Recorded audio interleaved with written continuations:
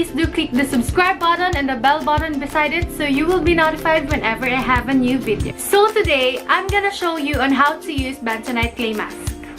Kung alam nyo naman, nire-rave ito sa Facebook at saka sa YouTube.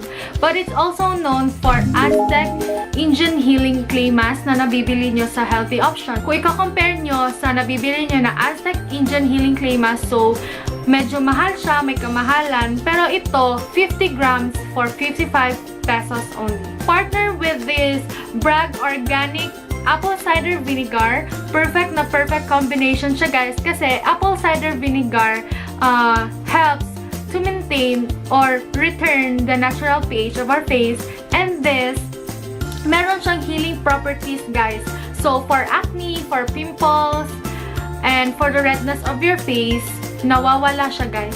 So, with this, 1/2 tablespoon and 1/2 tablespoon of apple cider vinegar. So, ngayon, ipapakita ko sa inyo, guys, kung paano ito gagamitin. So, let's get into the video.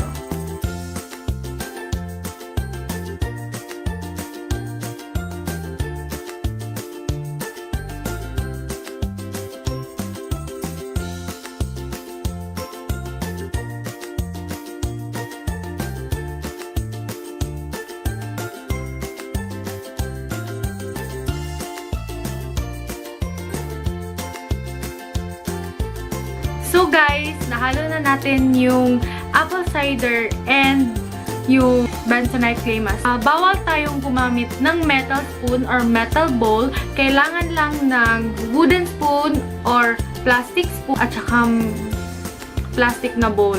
So, ipapahid na natin siya sa face natin. So, i-zoom ko kayo, guys.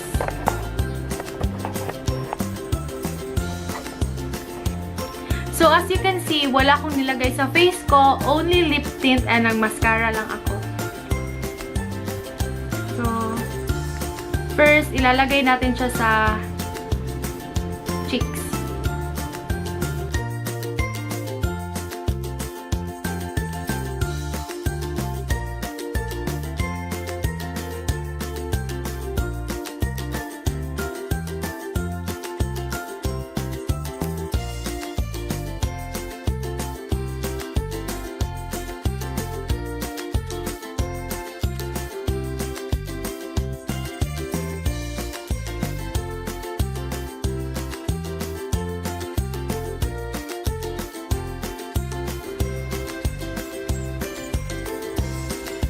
So guys, nalagay ko na lahat ang bentonite clay mask sa mukha ko. So I will leave it for 15 to 20 minutes. So I'll be back after na matuyo na siya. So bye-bye! So guys, natuyo na siya. Natuyo na lahat ng mga nalagay ko sa face ko. So I will wash it and I'll be back later.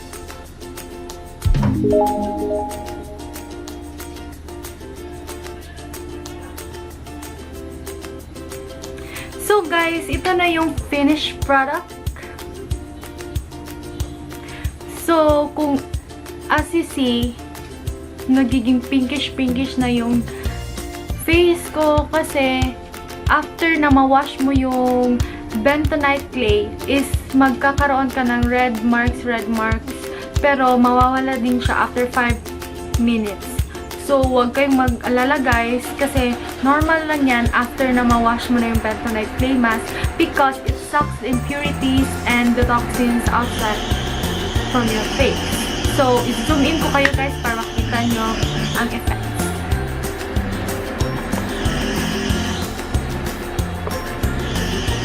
So, yan yung sinasabi kong red marks, guys. Yan. At parang nafe-feel nyo na mainit siya sa skin, pero nababanat yung skin nyo.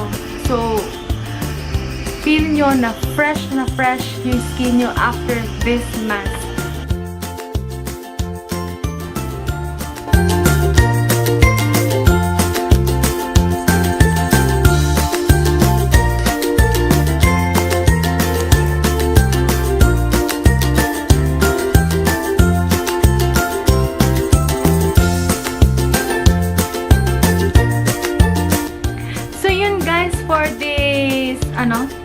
video. So, kung nagustuhan nyo itong video na to, please don't forget to like and subscribe to my channel to be more updated and to be notified whenever I have a new video. So, every Sunday ako nag-upload ng videos, guys. So, thank you for watching and bye-bye!